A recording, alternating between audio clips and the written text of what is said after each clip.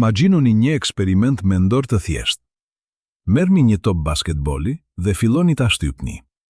Në fillim dihet normale, por vazhdoni ta shtypni më shumë, edhe më shumë. Shtypni të gjithë ajrin jashtë, shtypni atomet më afër njëri tjetrit. Vazhdoni derisa topi bëhet madhësia e një portokalli, pastaj e një arr, pastaj e një kokë rrërëre, por nuk ndaleni. Vazhdoni ta shtypni derisa i gjithë masa e topit të basketbolit është kompresuar në një pikë aq të vogël sa nuk mund ta shihni me sy. Çfarë mendoni se do të ndodhte? Fizika jone e përditshme thotë se kjo është e pamundur, por në qendër të çdo vrime të zezë, kjo ndodh çdo sekond. Dhe ajo që gjendet atje, tyjen çdo ligj që mendojmë se e kuptojmë. Në vitin 2021, teleskopi Event Horizon bëri diçka që shkencëtarët e konsideronin të pamundur. Ai fotografoi një vrim të zezë, jo vetëm hijet e saj, por strukturën e saj aktuale. Ajo fotografi e parë e vrimës së zezë në qendër të galaktikës Messier 87 ndryshoi gjithçka. Sepse ajo që pam shkencëtarët nuk ishte thjesht një objekt kozmik i largët. Ishte një dritare drejt një bote ku hapësira dhe koha pushojnë se ekzistuari ashtu siç i njohim. Ku graviteti bëhet aq i fortë sa që vetë realiteti shkatërohet, dhe ku çdo ekuacion që kemi shkruar për të përshkruar universin ton, thjesht pushon së funksionuari. Por çfarë fshihet vërtet në brendësitë e një vrime të zezë? Kjo pyetje ka munduar fizikanët për gati një shekull, dhe përgjigja është aq e çuditshme sa që edhe vet Albert Einstein refuzoi ta besonte. Në vitin 1915, ai publikoi teorinë e përgjithshme të relativitetit. Ekuacionet e tij përshkruanin se si masa përkul hapësirën dhe kohën. Por vetëm disa muaj më vonë, një fizikan gjerman i quajtur Karl Schwarzschild gjeti diçka të tmerrshme në ato ekuacione. Ai zbuloi se nëse kompresonim mjaft masë në një hapësirë mjaft të vogël, hapësira vetë do të përkulej aq shumë sa do të krijonte një pikë ku graviteti bëhet i pafundëm. Një pikë ku të gjitha ligjet e fizikës thyhen, një singularitet. Einstein e urrente këtë ide. Ai shkroi letra duke argumentuar se natura nuk do të lejonte kurrë diçka kaq absurde. Por universi nuk I intereson çfarë mendojmë ne. Në vitin 1940, fizikani amerikan Robert Oppenheimer dhe studenti I tij Hartland Snyder provua se yjet masiv mund të shemben në vrim të zeza. Dhe në vitet 60, astronomi britanik Roger Penrose tregoi se singularitetet nuk janë vetëm të mundshme, por të pashmangshme brenda vrimave të zeza. Çdo vrim e zezë fsheh në qendër të saj një pikë ku hapësira dhe koha përfundojnë. Tani mendoni për këtë. Ju jeni duke lexuar këto fjalë në këtë moment. Drita nga ekrani juaj udhton në sytë tuaj me shpejtësinë e dritës 300.000 kilometra në sekond. Asgjë në univers nuk mund të lëvizë më shpejt. Kjo është kufiri absolut I shpejtësisë. Por afër një vrime të zezë, diçka e çuditshme ndodh. Hapësira vetë fillon të rrjedh. Imagjinoni një lumë që rrjedh gjithnjë më shpejt ndërsa afroheni një ujvar. Afër një vrime të zezë, hapësira rrjedh drejt qendrës, dhe në një distancë të caktuar, ajo rrjedh më shpejt se drita. Kjo distancë quhet horizonti I ngjarjeve. Pasi e kaloni atë, edhe nëse udhtoni me shpejtësinë e dritës, nuk mund të ktheheni kurrë. Hapësira vetë ju tërheq drejt singularitetit me një shpejtësi që të I kalon çdo gjë që fizika jon mund të përshkruaj. Por çfarë do të shihte dikush që bie në një vrim të zezë? Kjo pyetje tinglon si shkencë fantastike, por përgjigja vjen nga matematika e pastër e relativitetit të përgjithshëm. Dhe ajo është më e çuditshme se çdo fantazi. Imagjinoni se jeni një astronaut që vendos të fluturoj drejt një vrime të zezë. Kolegët tuaj mbeten në një distancë të sigurt dhe ju vëzhgojnë. Ndërsa afroheni horizontit të ngjarjeve, ata fillojnë të shohin diçka të çuditshme. Ju filloni të ngadalsoheni. Jo sepse motorët tuaj po dobësohen, por sepse vetë koha po ngadalsohet për ju. Kjo nuk është iluzion. Kjo është realiteti I përkuljes së kohës nga graviteti ekstrem. Nga perspektiva juaj, gjithçka duket normale. Ju vazhdoni të lëvizni përpara me shpejtësi konstante, por për kolegët tuaj që vëzhgojnë nga larg, ju po lëvizni gjithnjë më ngadalë. Ndërsa arrini horizontin e ngjarjeve, koha për ju ngadalsohet aq shumë sa që nga perspektiva e tyre, ju nuk e kaloni kur atë. Ju ngrini në vend, i ngrirë në kohë, duke u zbeur ngadal, ndërsa drita juaj zhvendoset drejt të kuqes dhe më në fund zhduket. Për ta, ju nuk hini kur në vrimen e zezë. Ju mbeteni përgjithmonë në prag, një fantazm e ngrirë në kohë. Por nga perspektiva juaj, historia është krejtësisht e ndryshme. Ju kaloni horizontin e ngjarjeve pa ndjer asgjë të veçantë. Asnjë mur, asnjë barierë, asgjë që ju tregon se sapo keni kaluar pikën e pakthimit. Hapësira rreth jush duket e zakonshme.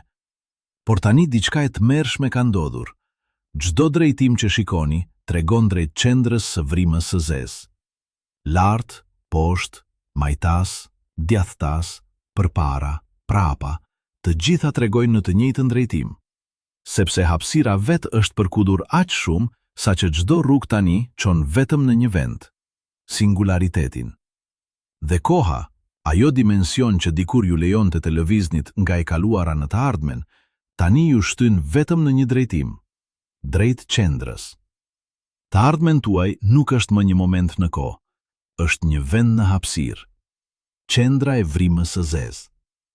Ndërsa afroheni singularitetit, forcat e gravitacionit fillojnë të ndryshojnë. Këmbët tuaja, duke qenë pak më afër qendrës se koka juaj, ndjej një tërheqje më të fortë. Kjo diferencë fillon të vogël, por rritet eksponencialisht. Fizikanët e quajnë këtë efekt spagetifikim. Trupi juaj fillon të zgjatet si një spageti. Atomet tuaja tërhiqen larg njëri tjetrit. Molekulat tuaja shkatërohen dhe në fund edhe vetë atomet tuaja coptohen nga forcat e gravitacionit që rriten drejt pafundësisë. Ju bëheni një rrjedhë grincave elementare që rrjedh drejt një pike ku të gjitha ligjet e fizikës pushojnë se ekzistuari. Por çfarë është singulariteti? Kjo është pyetja që fizikanët nuk mund ta përgjigjen. Ekuacionet e Einsteinit na çojnë deri në atë pikë dhe pastaj thjesht thyen.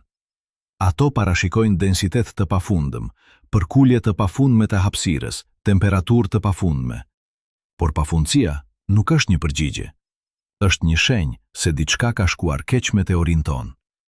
Është si të ndiqni një hartë që papritur përfundon me fjalët këtu ka dragoj. Fizika jon thjesht nuk funksionon më.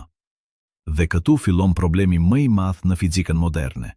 Relativiteti i përgjithshëm i Einsteinit përshkruan gravitetet dhe objektet e mëdha. Mekanika kuantike përshkruan grincat dhe forcat në shkallë atomike. Të dyja teoritë janë testuar me mijëra eksperimente dhe të dyja funksionojnë në mënyrë perfekte. Por ato janë plotësisht të papajtueshme me njëra tjetrën. Dhe në qendër të një vrime të zezë, ku hapësira bëhet më e vogël se një atom, por graviteti bëhet i pafundëm, të dyja teoritë duhet të aplikohen njëkohësisht. Dhe ato përplasen në një mënyrë që shkencëtarët ende nuk e kuptojnë. Në vitin 1974, fizikani britanik Stephen Hawking bëri një zbulim që e bëri problemin edhe më të çuditshëm. Ai tregoi se vrimet e zeza nuk janë plotësisht të zeza. Ato emetojnë rrezatim. Kjo tingëllon e pamundur. Si mund të dalë diçka nga një objekt nga i cili asgjë nuk mund të shpëtojë? Përgjigjja qëndron në mekanikën kuantike.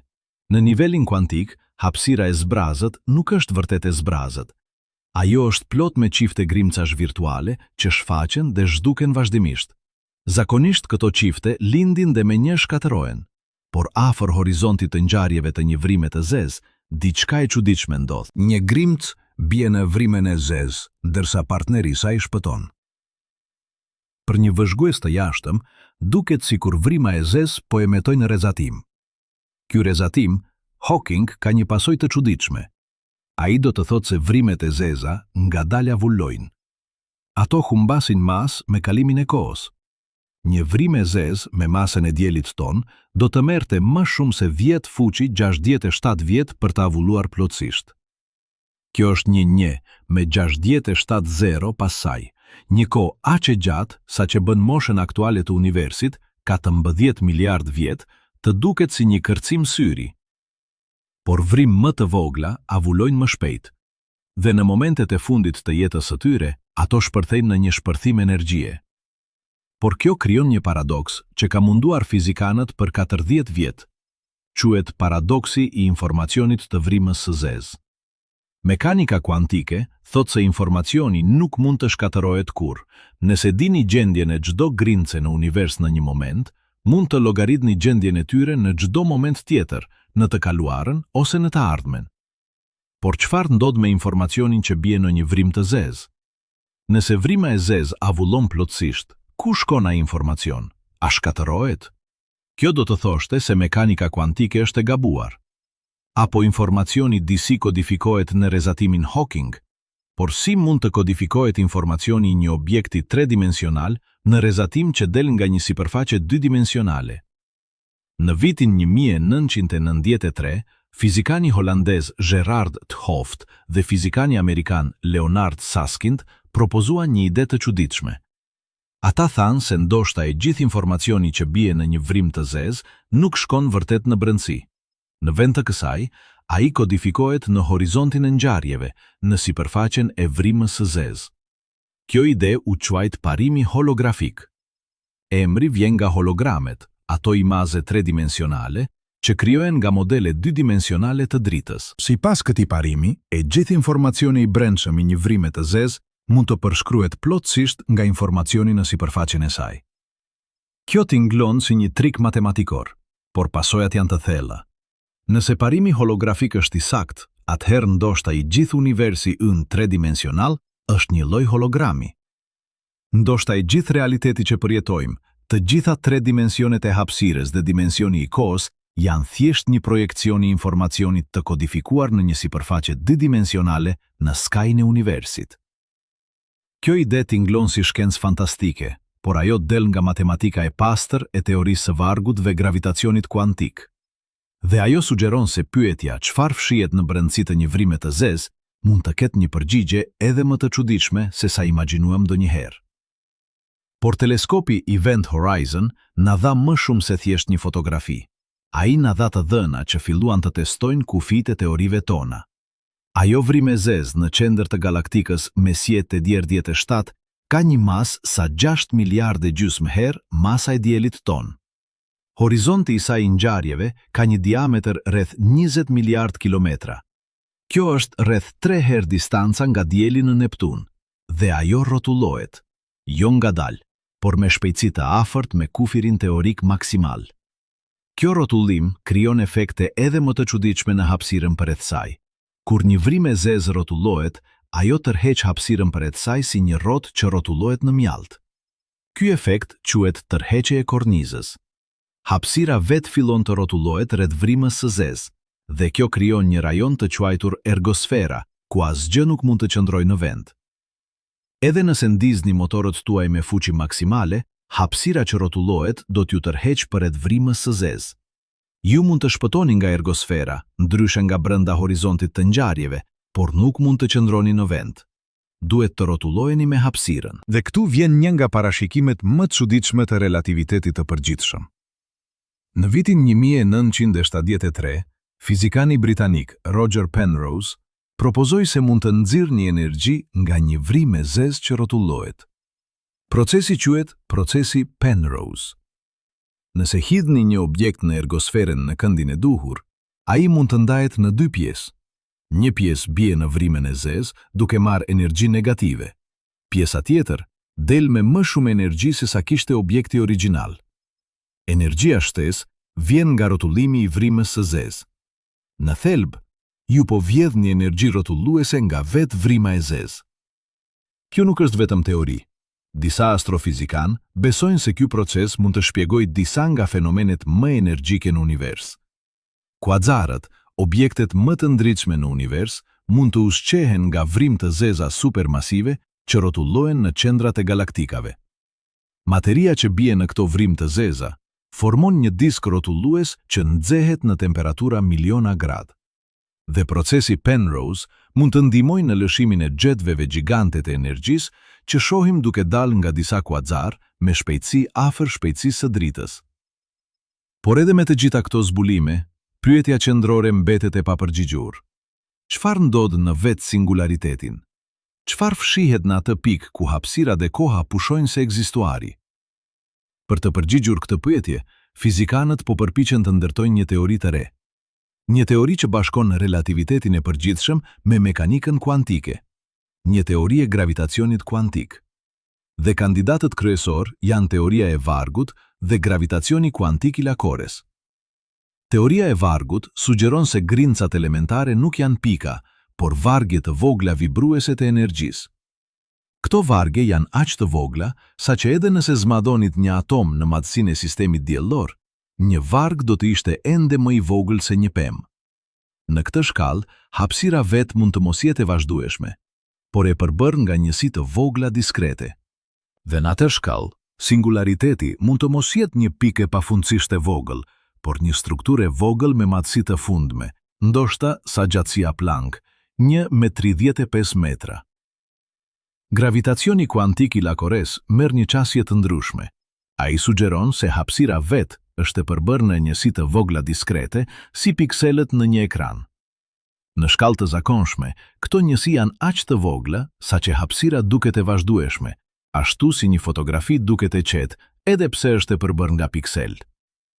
Por në shkallën Planck, natyra diskrete e hapësirës bëhet e rëndësishme, dhe në atë shkallë, singulariteti mund të zëvendësohet nga një rajon i vogël ku hapësira dhe koha kthehen në diçka krejtësisht të ndryshme. Por këto janë ende teori. Asnjë prej tyre nuk është testuar eksperimentalisht. Dhe kjo është arsyeja pse vrimet e zeza janë aq të rëndësishme. Ato janë laboratorët natyror të vetëm ku graviteti bëhet aq i fortë sa që efektet kuantike duhet të bëhen të rëndësishme. Ato janë vendet e vetme në univers ku mund të testojmë teoritë tona të gravitacionit kuantik. Dhe çdo vëzhgimiri, çdo fotografi e re nga teleskop si Event Horizon, na afron një hap më afër kuptimit të asaj që fshihet në brendësi. Por ka edhe një pyetje më të thellë. Çfarë na mësojnë vrimet e zeza për natyrën e vetë realitetit? Nëse parimi holografik është i saktë, nëse gjithë informacioni i një vrime të zezë kodifikohet në sipërfaqen e saj, atëherë ndoshta e njëjta gjë është e vërtet për të gjithë universin. Ndoshta të gjitha 3 dimensionet e hapësirës që përjetojmë janë një iluzion. Ndoshta realiteti themelor është 2-dimensional dhe ne jemi thjesht modelet e informacionit të projektuar në një hapësirë më të lartë. Kjo ide tingëllon e çmendur, por ajo del nga matematika e pastër, dhe ajo sugjeron se pyetja çfarë fshihet në brendësitë e një vrime të zezë mund të jetë e gabuar.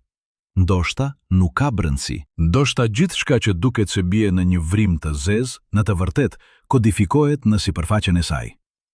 Ndoshta singulariteti nuk është një vend, por një kufizim i teorive tona, një shenjë se po bëjmë pyetjen e gabuar. Dhe kjo na çon në një realizim të çuditshëm. Vrimet e zeza nuk janë vetëm objekte kozmike të largëta.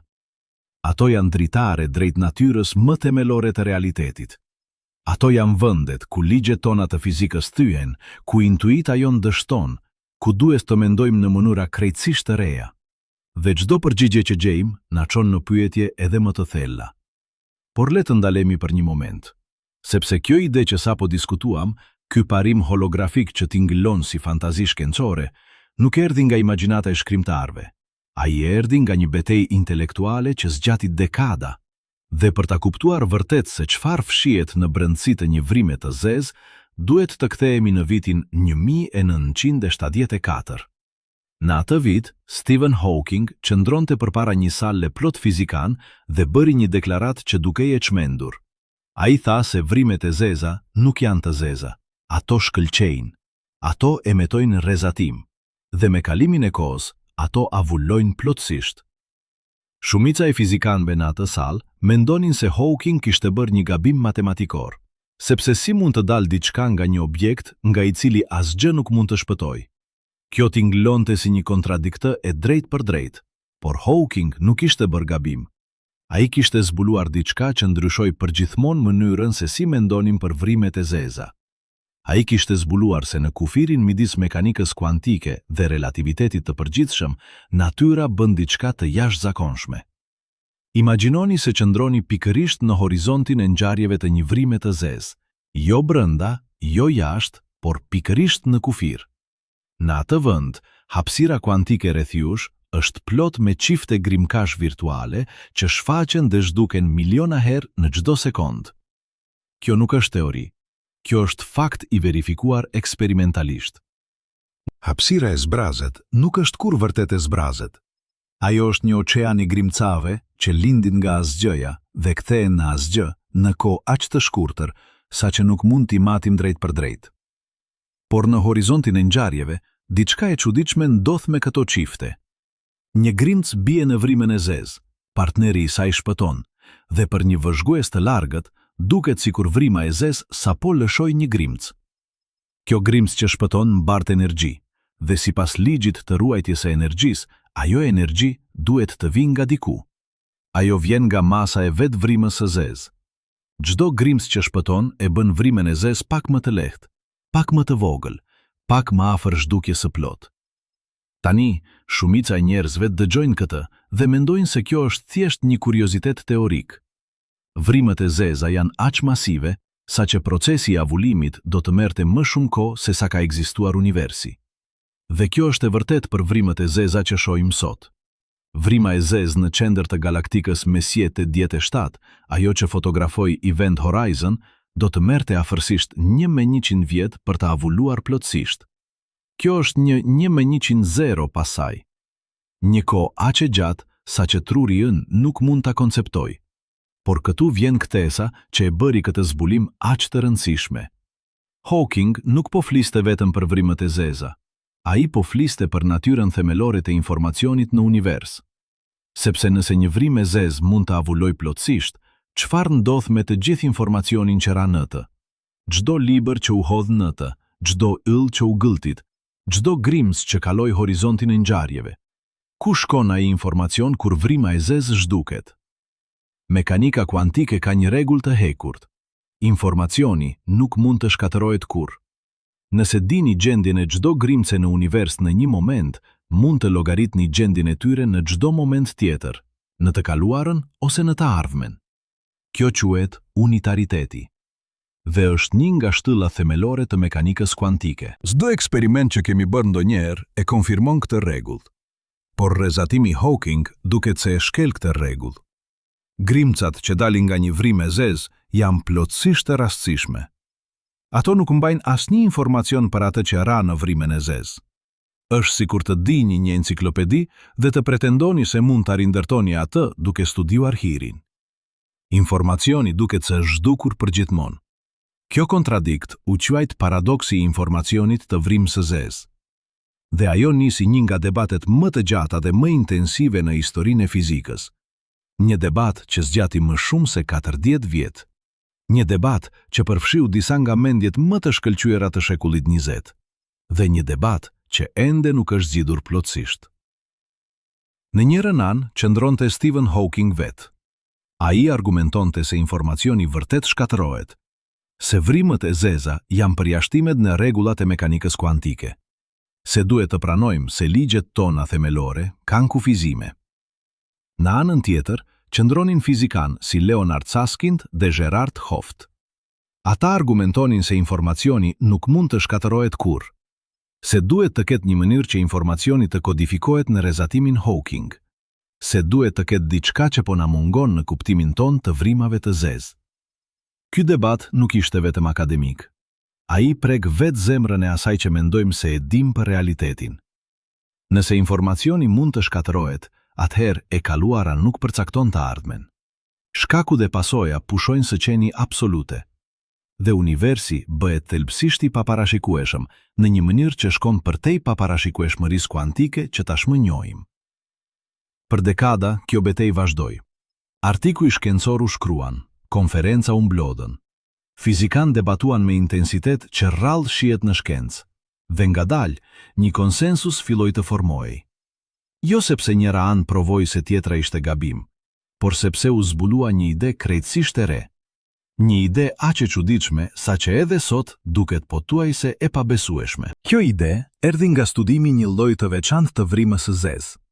Jo vrimë të zeza reale në universin ton, por vrimë të zeza teorike në një univers imagjinar me vetit e duhura matematikore. Në vitin 1997, fizikani Argentinas Juan Maldacena zbuloi diçka të jashtëzakonshme.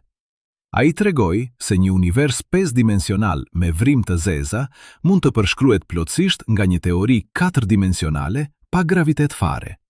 Kjo tingëllon si magjistari matematikore, por pasojat janë të thella.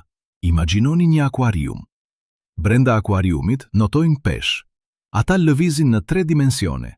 Por tani imagjinoni se çdo gjë që ndodh brenda akuariumit, çdo lëvizje e çdo peshku mund të përshkruhet plotësisht nga modele në muret e akuariumit. Modele 2-dimensionale që përmbajnë të gjithë informacionin e botës 3-dimensionale brenda. Kjo është thelbi i parimit holografik. Dhe ajo sugjeron se çdo gjë që bie në një vrimë të zezë nuk zhduket vërtet. Ajo kodifikohet në horizontin e ngjarjeve, në sipërfaqen e vrimës së zezë. Dhe kur vrima e zezë avullon, ai informacion del ngadalë në rrezatimin Hawking. Jo në një mënyrë që mund ta lehtësojmë lehtësisht, por në një mënyrë që ruan unitaritetin e mekanikës kuantike. Por kjo zgjidhje krijon pyetje edhe më të thella. Nëse informacioni kodifikohet në sipërfaqen e një vrime të zezë, çfarë do të thotë kjo për natyrën e hapësirës? Nëse një botë 3-dimensionale mund të përshkruhet plotësisht nga informacioni në një sipërfaqe 2-dimensionale, atëherë cila është reale? Dimensioni shtesë që përjetojmë është një iluzion? Apo të dyja përshkrimet janë njësoj të vërteta, thjesht mënyra të ndryshme për të parë të njëjtën realitet? Këto pyetje na çojnë në territorin ku fizika takohet me filozofinë. Por ato nuk janë vetëm spekulime abstrakte.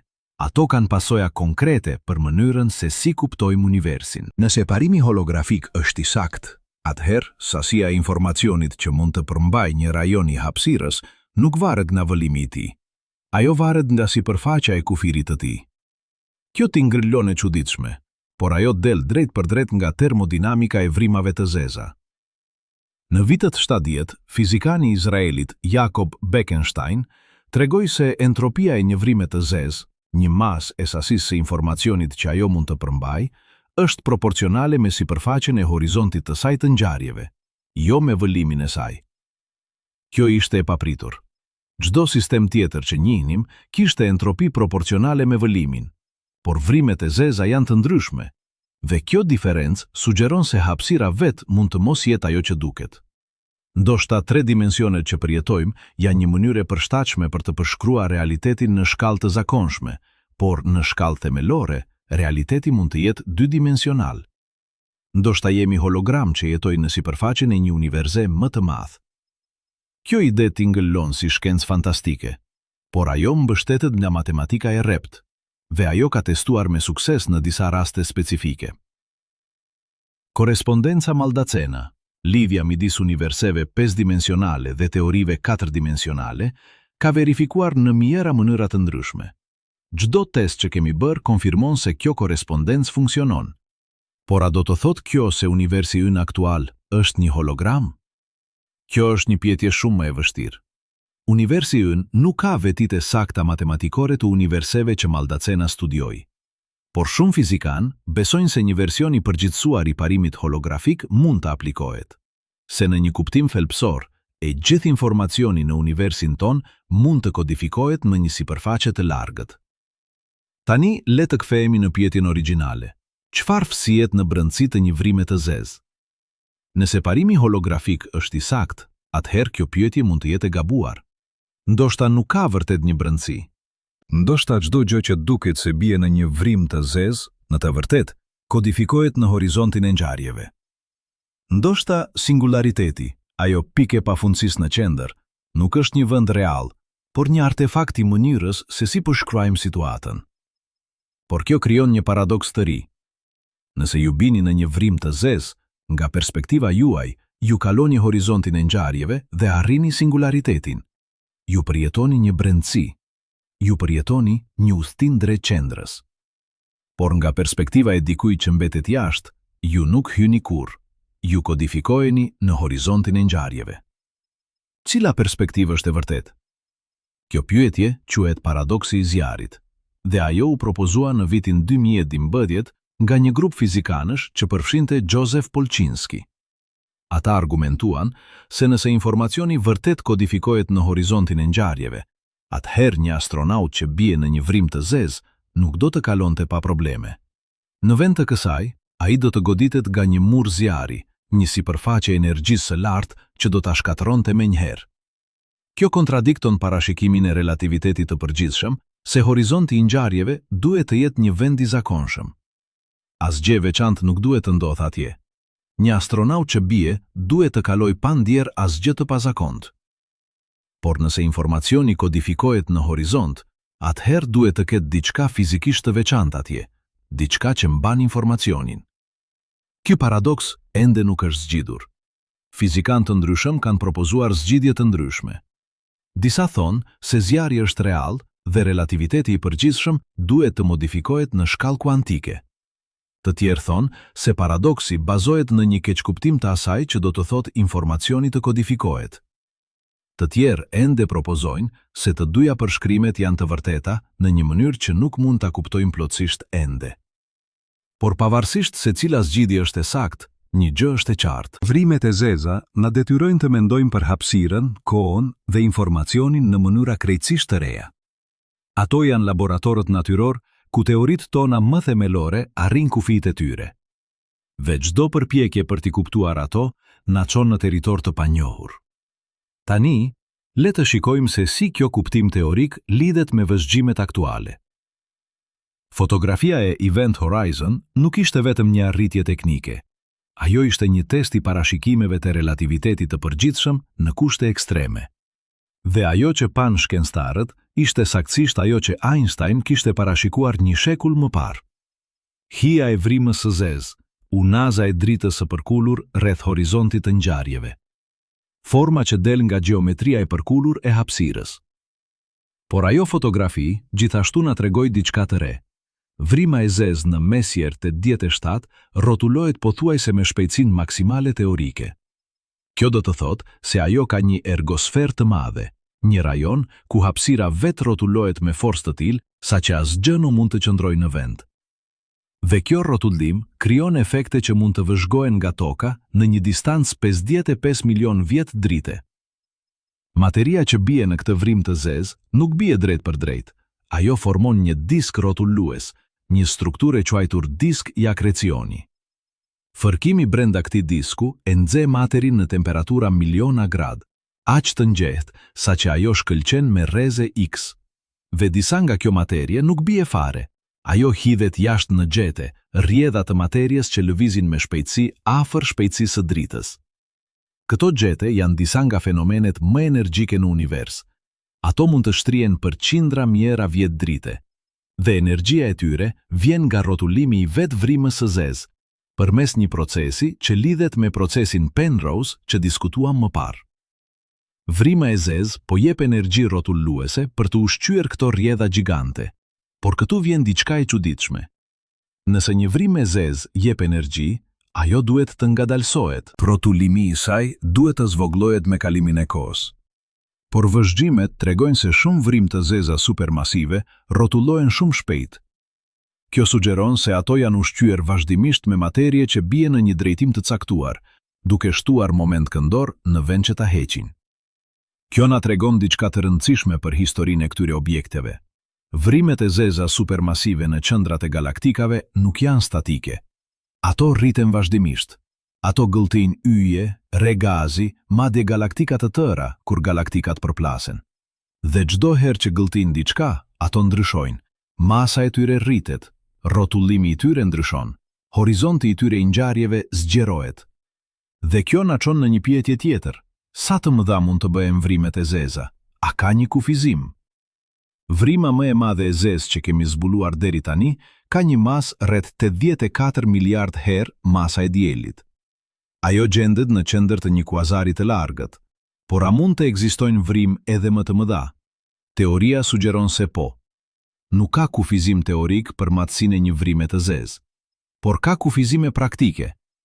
Një vrim e zezë rritet duke gëlltitur materie, por sa më e madhe të bëhet, aq më e vështirë bëhet për materien të arrijë në të, sepse rrezatimi nga disku i akrecioni bëhet aq i fortë saqë ai fillon të shtyjë materien larg. Kjo krijon një kufizim natyror në shpejtësinë e rritjes. Por edhe me këtë kufizim, vrimet e zeza mund të rriten në madhësi të jashtëzakonshme nëse kanë mjaft kohë dhe mjaft materje. Dhe në të ardhmen e largët të universit, kur të gjitha yjet të kenë shuar dhe të gjitha galaktikat të kenë përplasur, vrimet e zeza mund të jenë objektet e vetme që mbeten. Gjigant të vetmuar që rrotullohen në errësirë, duke avulluar ngadalë përmes rrezatimit Hawking. Por edhe kjo nuk është fundi i historisë. Sepse nëse parimi holografik është i saktë, atëherë çdo informacion që është rënë ndonjëherë në një vrim të zezë është ende atje, i kodifikuar në horizontin e ngjarjeve. Çdo yll që u gëlltit, Dho planet që u shkatërrua, s'do qenje që ra. E gjithë historia e tyre është atje, e shkruar në gjuhën e mekanikës kuantike në sipërfaqen e vrimës së zezë. Dhe kur vrima e zezë avullon, ai informacion del, jo në një formë që mund ta lexojmë, jo në një mënyrë që mund ta rikuperojmë, por në një kuptim thelbësor, asgjë nuk humbet kurrë. Çdo gjë që ka ndodhur ndonjëherë mbetet e kodifikuar në strukturën kuantike të universit. Kjo na çon në një realizim të thellë. Vrimët e zeza nuk janë vetëm objekte që shkatërrojnë. Ato janë gjithashtu ruajtëse. Ato ruajnë informacion në formën më të kompaktuar të mundshme.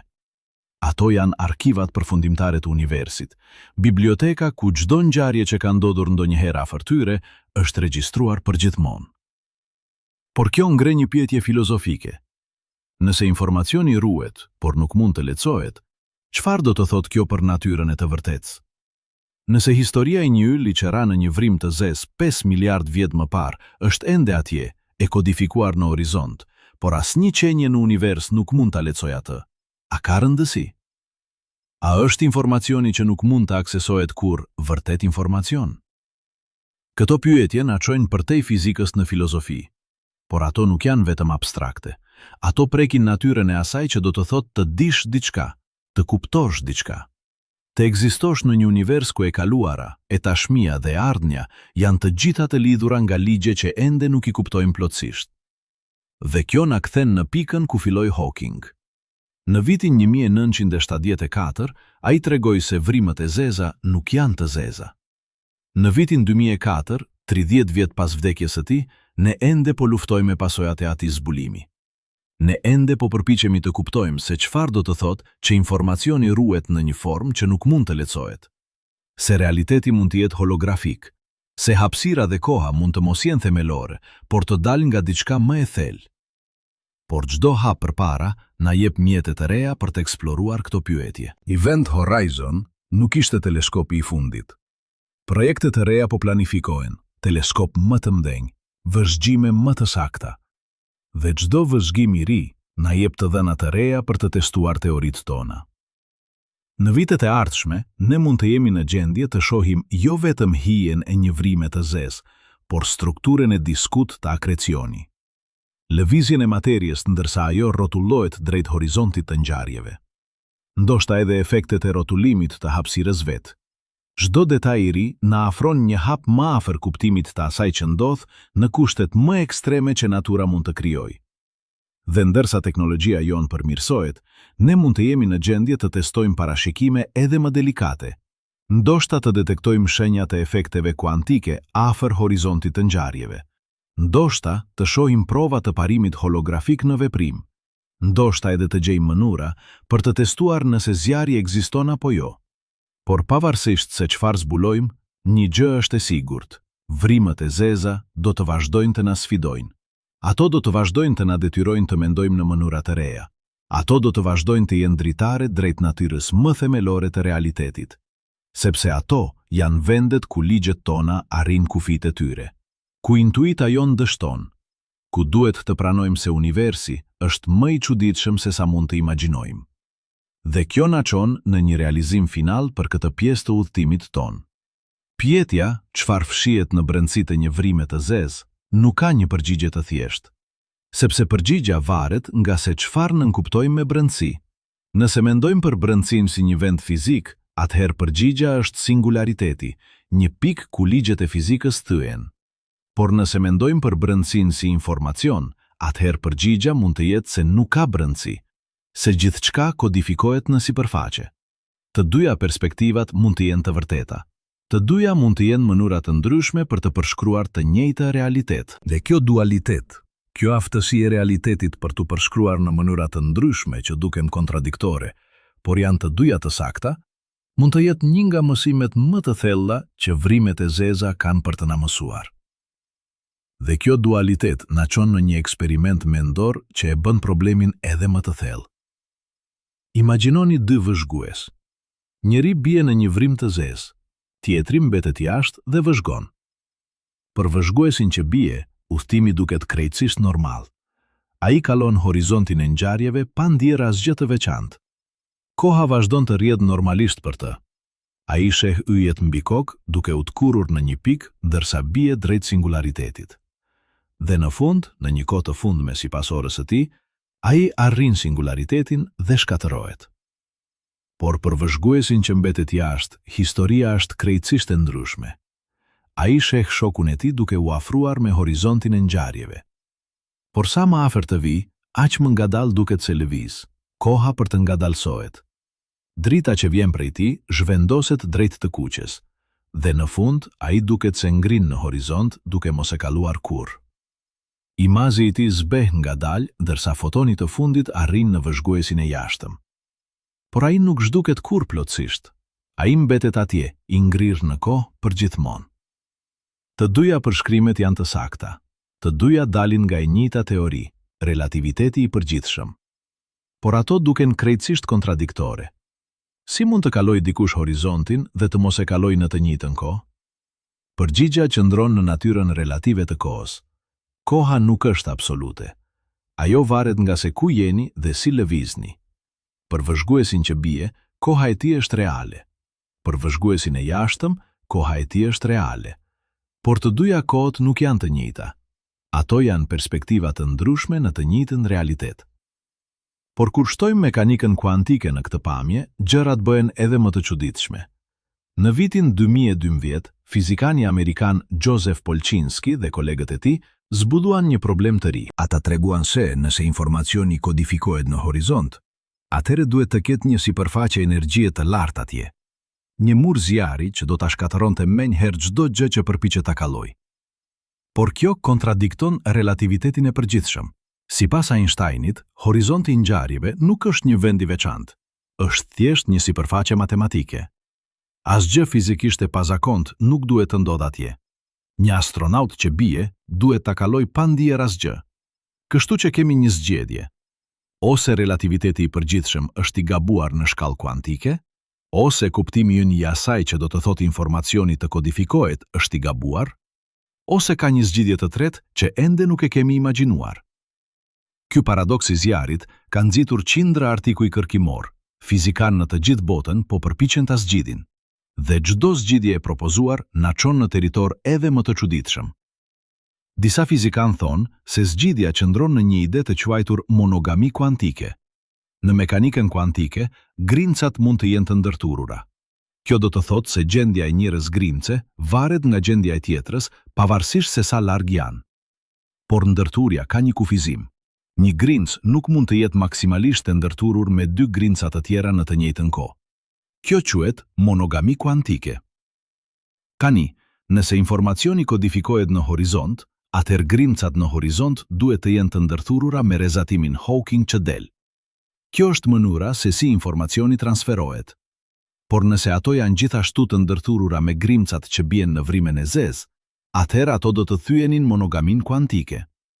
Ato do të ishin maksimalisht të ndërthurura me dy sisteme në të njëjtën kohë, dhe kjo është e pamundur.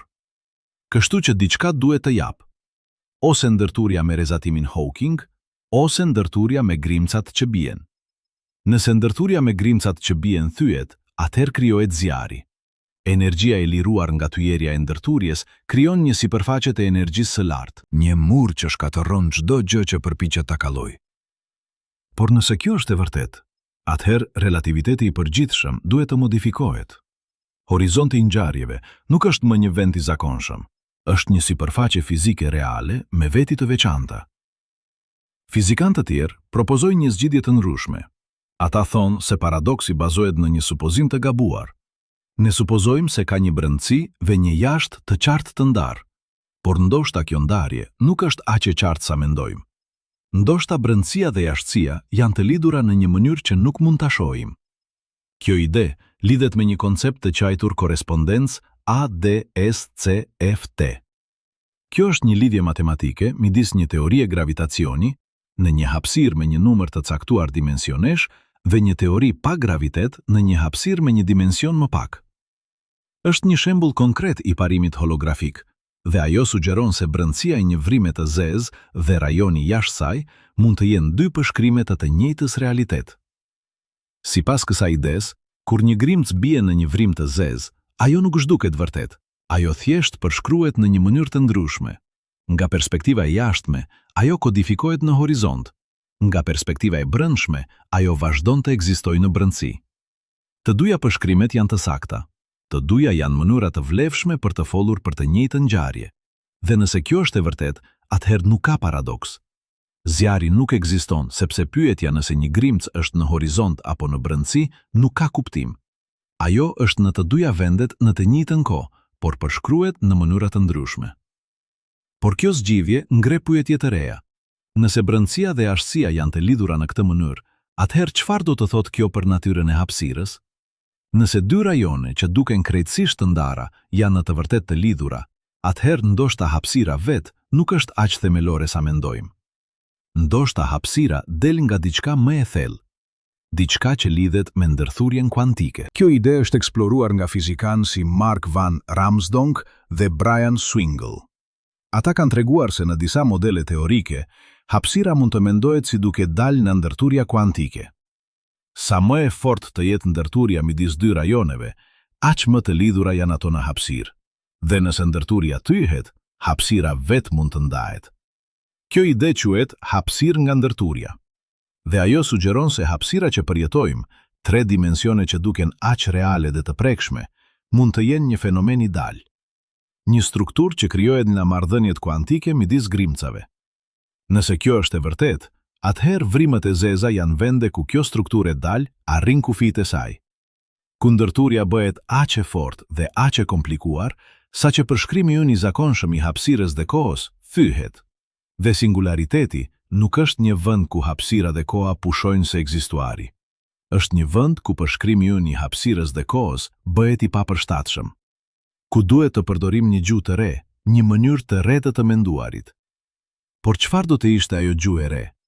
Si do të përshkruanim realitetin në një vend ku hapësira dhe koha nuk kanë kuptim? Kjo është pyetja që fizikanët po përpiqen të përgjigjen, dhe përgjigja mund të vijë nga një drejtim i papritur. Jo nga studimi i vrimave të zeza, por nga studimi i sistemeve kuantike në laborator. Në vitet e fundit, fizikanë eksperimental kanë filluar të krijojnë sisteme që simulojnë disa veti të vrimave të zeza. Këto nuk janë vrim të vërteta të zeza. Ato janë sisteme të atomeve të ftohta apo qarqeve superpërquese që sillen në mënyra të ngjashme me vrimet e zeza në disa aspekte. Dhe duke studiuar këto sisteme, fizikanët po mësojnë për vetit kuantike të horizonteve të ngjarjeve. Ata po testojnë parashikime të teorive të gravitacionit kuantik.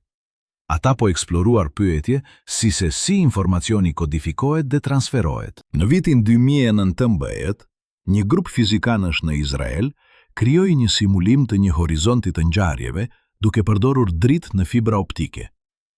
Ata treguan se mund të krijojnë një rajon ku drita nuk mund të shpëtojë duke imituar horizontin e një vrime të zezë. Dhe ata matën një analog të rrezatimit Hawking që del nga ky horizont artificial. Këto eksperimente nuk provojnë se teoritë tona për vrimet e vërteta të zeza janë të sakta, por ato na japin një mënyrë për të testuar idetë tona në një mjedis të kontrolluar. Ato na lejojnë të eksplorojmë pyetje që do të ishin të pamundura për të testuar me vrim të vërteta të zeza. Dhe ato na japin shpresë se mund të gjejmë përgjigje për pyetjet që na kanë munduar për dekada. Por edhe ndërsa eksperimentet laboratorike përparojnë, vëzhgimet astronomike vazhdojnë të na japin të dhëna të reja. Event Horizon nuk ishte një projekt i vetëm, ai është një bashkëpunim i vazhdueshëm që vazhdon të vëzhgojë vrim të zeza dhe të përmirësojë teknikat e tij. Në vitin 2022, ekipi i Event Horizon publikoi imazhe të reja të vrimës së zezë në qendër të galaktikës son, rruga e Qumështit. Kjo vrimë e zezë, e quajtur Sagittarius A Star, ka një masë rreth 4 milion herë masa e diellit. Ajo është shumë më e vogël se vrima e zezë në Messier 87, por është shumë më afër nesh. Vetëm 26.000 vjet dritë e larg. Imazet treguan të njëjtën strukturë themelore, një hije e errët e rrethuar nga një unas drite. Por kjo vrimë e zezë është më dinamike. Materia rreth saj lëviz më shpejt, ndriçimi i saj ndryshon në shkallë orësh, dhe kjo dinamik na jep një dritare të re në procesin e akrecioni. Se si materia bie në një vrimë të zezë, se si ajo nxehet dhe rrezaton, se si disa prej saj hidhen jashtë në xhete. Çdo vëzhgim i ri na jep një pjesë të re të enigmës. Çdo detaj i ri na afron një hap më afër kuptimit të plot. Por sa më shumë të mësojmë, aq më shumë pyetje shfaqen. Çdo përgjigje hap tyr të reja drejt territorit të panjohur. Dhe kjo na çon në një realizim të rëndësishëm. Studimi i vrimave të zeza nuk është vetëm për të kuptuar këto objekte specifike, është për të kuptuar natyrën themelore të realitetit, sepse vrimet e zeza janë vende ku të gjitha pyetjet tona më të mëdha takohen. Çfarë është hapësira? Çfarë është koha? Çfarë është informacioni? Si lidhen graviteti dhe mekanika kuantike? A është realiteti themelor? Apo është një fenomen i dal nga diçka më e thellë? Këto pyetje nuk janë vetëm akademike. Ato prekin natyrën e asaj që do të thotë të ekzistosh në këtë univers. Të jesh një qenie e vetëdijshme që përpiqet të kuptoj vendin e saj në kozmos. Dhe vrimet e zeza, këto objekte që dikur mendonim se ishin thjesht kurthe kozmike, janë bërë mjetet tona më të fuqishme për të eksploruar këto pyetje. Ato janë laboratorët ku natyra kryen eksperimentet më ekstreme, ku ligjet e fizikës shtrihen deri në kufijtë e tyre, ku duhet të mendojmë përtej intuicionit ton të përtitshëm. Tani, le të shikojmë një aspekt tjetër që bën vrimet e zeza edhe më të çuditshme. Deri tani kemi folur për vrimë të zeza që formohen nga shembja e yjeve. Por ka një lloj tjetër vrime të zezë që mund të ketë ekzistuar që në fillimin e universit. Vrimë të zeza primare. Këto do të ishin vrimë të zeza që formoheshin jo nga shembja e yjeve, por nga luhatjet e densisë në universin e hershëm. Në momentin pas Big Bang, universi nuk ishte plotësisht uniform. Kishte rajone ku materia ishte pak më e dendur se në vende të tjera. Dhe nëse një rajon ishte mjaft i dendur, ai mund të shembej drejt për drejt në një vrimë të zezë. Këto vrimë të zeza primare mund të kenë çdo masë. Disa mund të jenë më të vogla se një atom, të tjera mund të kenë masën e një mali. Dhe nëse ekzistojnë, ato mund të shpjegojnë një nga misteret më të mëdha në kozmologji: materia e errët. Materia e errët është një formë e panjohur e materjes që nuk ndërvepron me dritën. Ne nuk mund ta shohim drejt për drejt, por ne e dim se ekziston sepse mund të shohim efektet e saj gravitacionale. Galaktikat rrotullohen më shpejt se sa duhet, bazuar në materjen e dukshme. Galaktikat në grupe bahen së bashku nga një forcë gravitacionale më e fortë se sa mund të shpjegojë materia që shohim. Dhe struktura e madhe e universit, mënyra se si galaktikat janë të shpërndara, kërkon shumë më shumë masë se sa mund të shohim. Fizikanët kanë propozuar shumë kandidat për materjen e errët. Grinca të reja që nuk ndërveprojnë me dritën, fusha të reja që mbushin hapësirën, por asnjë prej këtyre kandidatëve nuk është zbuluar ende. Dhe kjo ka çuar disa fizikanë të propozojnë një ide të ndryshme. Ndoshta materia e errët nuk është një lloj i ri grimce. Ndoshta është thjesht vrimë të zeza primare. Vrimë të vogla të zeza që formoheshin në universin e hershëm dhe që tani lundrojnë nëpër galaktika duke ushtruar forcë gravitacionale, por pa emetuar dritë. Kjo ide është tërheqëse, sepse nuk kërkon fizik të re. Vrimët e zeza janë parashikime të relativitetit të përgjithshëm, një teori që e dim se funksionon. Dhe nëse vrimë të zeza primare ekzistojnë, ato do të silleshin saktësisht si materia e errët. Por ka një problem. Nëse vrimë të zeza primare përbëjnë materjen e errët, atëherë duhet të ketë shumë prej tyre. Dhe nëse ka aq shumë, ne duhet të shohim efekte të tjera. Për shembull, nëse një vrimë e zezë primare kalon midis nesh dhe një ylli të largët, ajo do ta përkulte dritën e yllit. Ylli do të dukej se ndriçon për një moment, ndërsa vrima e zezë kalon. Ky efekt quhet mikrolensim gravitacional. dhe astronomët kanë kërkuar për të. Ata kanë vëzhguar miliona yje duke kërkuar shenja të vrimave të zeza primare që kalojnë përpara, dhe ata kanë gjetur disa ngjarje, por jo mjaft për të shpjeguar të gjithë materjen e errët. Kjo do të thotë se ose vrimet e zeza primare nuk përbëjnë të gjithë materjen e errët, ose ato kanë masa në një gamë specifike ku janë më të vështira për të zbuluar. Kërkimi vazhdon, dhe çdo vëzhdim i ri na jep kufizime të reja në atë që mund të jetë materja e errët. Por pavarësisht nëse vrimet e zeza primare shpjegojnë materjen e errët apo jo, ekzistenca e tyre do të ishte e jashtëzakonshme, sepse ato do të ishin relikt nga momenti i parë i universit. Dëshmitar të kushteve që ekzistonin kur universi ishte më pak se një sekond i vjetër, dhe studimi i tyre do të na jepte një dritare në fizikën e universit të hershëm. Një kohë kur temperatura ishte aq e lartë dhe dëndësia aq e madhe, saqë efektet kuantike të gravitacionit mund të kenë qenë të rëndësishme. Por ka edhe një lloj tjetër vrime të zezë që është edhe më hipotetike. Vrim të zeza mikroskopike që mund të krijohen në përplasje të grimcave me energji të lartë. Kur grimcat përplasen me energji mjaft të lartë, ato mund të krijojnë një rajon aq të dendur saqë formohet një vrim e zezë. Kjo vrim e zezë do të ishte jashtëzakonisht e vogël, më e vogël se një atom, dhe ajo do të avullonte pothuajse menjëherë përmes rrezatimit Hawking.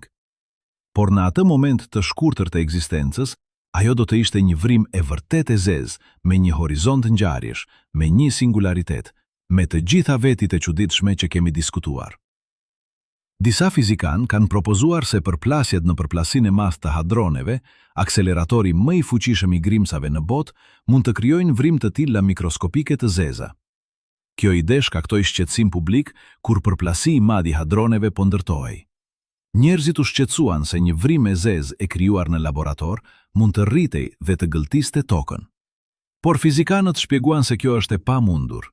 Nëse vrim të zeza mikroskopike mund të krijohen në përplasje grimcash, atëherë ato krijohen vazhdimisht nga rrezet kozmike që godasin atmosferën e tokës. Këto rreze kozmike kanë energji shumë më të larta se çdo gjë që mund të prodhojë përtlasi i madh i hadroneve. Dhe nëse këto vrim të zeza mikroskopike ishin të rrezikshme, toka do të ishte gëlltitur prej kohësh. Fakti që jemi ende këtu tregon se vrimet e zeza mikroskopike, nëse ekzistojnë, avullojnë menjëherë. Ato nuk rriten, ato nuk përbëjnë një rrezik, por zbulimi i tyre do të ishte revolucionar, sepse do të na jepte një mënyrë për të studiuar vrim të zeza në laborator, për të testuar parashikimet e rrezatimit Hawking drejt për drejt, për të eksploruar fizikën e gravitacionit kuantik në një mjedis të kontrolluar. Deri tani, asnjë vrim e zezë mikroskopike nuk është zbuluar, por kërkimi vazhdon, dhe çdo eksperiment i ri na jep kufizime të reja në atë që është e mundur. Tani, le të kthehemi në vrimet e zeza që e dim se ekzistojnë, ato gjigante në qendrat e galaktikave. Dhe le të sqartojmë një pyetje që ka pasoja të thella për të ardhmen e universit. Çfarë ndodh kur dy vrim të zeza supermasive përplasen? Ne e dim se galaktikat përplasen. Rruga jone e Qumështit do të përplaset me galaktikën Andromeda në rreth 4 miliard vjet. Dhe kur dy galaktika përplasen, vrimet e tyre të zeza qendrore përfundimisht bashkohen. Por procesi nuk është i menjëhershëm. Fillimisht, dy vrimet e zeza rrotullohen njëra rreth tjetrës në një distancë të madhe. Ato formojnë një sistem binar, dhe ndërsa rrotullohen, ato emetojnë valë gravitacionale. Këto janë valëzime në vetë strukturën e hapësirës dhe kohës. Ato udhtojnë me shpejtësinë e dritës, duke mbartur energji larg nga sistemi. Dhe ndërsa energjia largohet, dy vrimet e zeza afrohen ngadalë. Orbita e tyre të kurret. Ato rrotullohen më shpejt dhe ato emetojnë valë gravitacionale edhe më të forta. Ky proces vazhdon për miliona vjet. Dy vrimet e zeza spiralojnë ngadalë drejt njëra tjetrës, dhe në momentet e fundit, kur ato janë vetëm disa qindra kilometra larg, procesi përshpejtohet në mënyrë dramatike. Ato rrotullohen me shpejtësi afër shpejtësisë së dritës. Ato emetojnë valë gravitacionale aq të forta, sa që ato mbartin energji sa masa e disa diejve në çdo sekond. Dhe pastaj, në një moment final, ato bashkohen. Horizontet e tyre të ngjarjeve prekin dhe formojnë një horizont të vetëm. Dy singularitetet bashkohen në një, dhe një vrim e re e zez lind, duke rrotulluar dhe duke u tundur, ndërsa qetësohet në një gjendje të qëndrueshme. Kjo përplasje është një nga ngjarjet më energjike në univers. Ajo lëshon më shumë energji në disa sekonda, se sa të gjitha ijet në universin e dukshëm emetojnë në të njëjtën kohë. Por kjo energji nuk del si dritë. Ajo del si valë gravitacionale, dhe këto valë mund të zbulohen nga instrumenta në tokë. Në vitin 2015, observatori i valëve gravitacionale me interferometer lazer, i njohur si LIGO, bëri zbulimin e parë të drejtpërdrejt të valëve gravitacionale. Ato vinin nga përplasja e dy vrimave të zeza, secila me mas rreth 30 herë masa e diellit. Kjo ishte një moment historik. Për herë të parë, ne dëgjuam universin në vend që ta shihnim. Ne zbuluam një kanal krejtësisht të ri informacioni, një mënyrë të re për të eksploruar kosmosin, që atëherë LIGO dhe detektor të tjerë kanë zbuluar dhjetra përplasje të vrimave të zeza. Çdo zbulim na jep të dhëna të reja për masat, rrotulimet dhe vetit e vrimave të zeza. Çdo zbulim na jep një test të ri të relativitetit të përgjithshëm në kushte ekstreme. Dhe çdo zbulim na afron një hap më afër kuptimit të popullatës së plot të vrimave të zeza në univers. Por zbulimi më i madh është ende përpara. Në të ardhmen e afërt, detektor të rinj do të fillojnë të operojnë. Detektor në hapësirë që mund të zbulojnë valë gravitacionale me frekuenca më të ulta, valë që vijnë nga përplasjet e vrimave të zeza supermasive në qendrat e galaktikave. Këto përplasje janë shumë më të ngadalta se përplasjet e vrimave të vogla të zeza. Ato zgjatin vite ose dekada në vend të sekondave. Por ato janë gjithashtu shumë më të fuqishme. Dhe zbulimi i tyre do të na jepte një pamje të re të historisë së galaktikave, se si ato rriten dhe bashkohen, se si vrimet e tyre të zeza qendrore evoluojnë, se si struktura e madhe e universit formohet me kalimin e kohës. Por ka edhe një arsye tjetër pse këto zbulime janë të rëndësishme.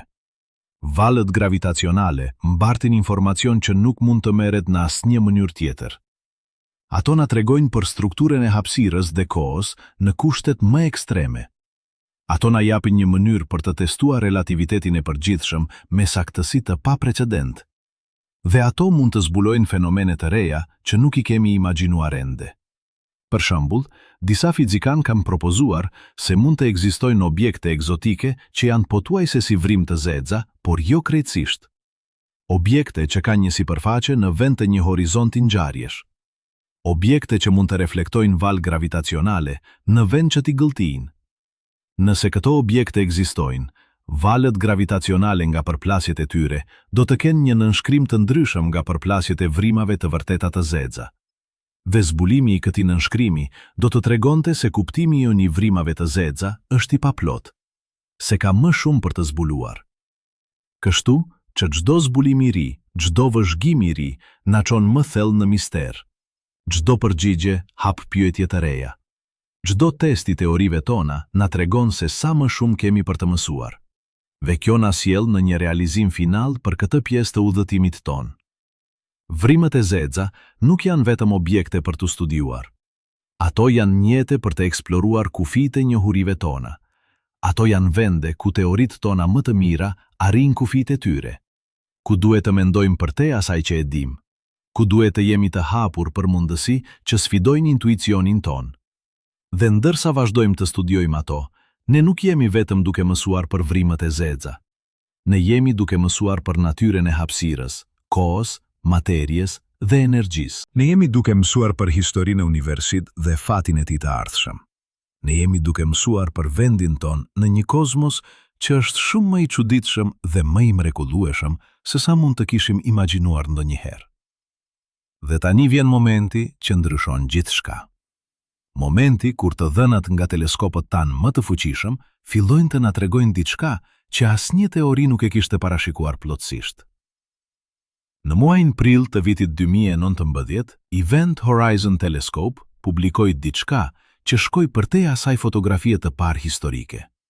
Një seri të dhënash që tregonin se vrima e zezë në qendër të galaktikës Messier 87 po bën diçka të çuditshme.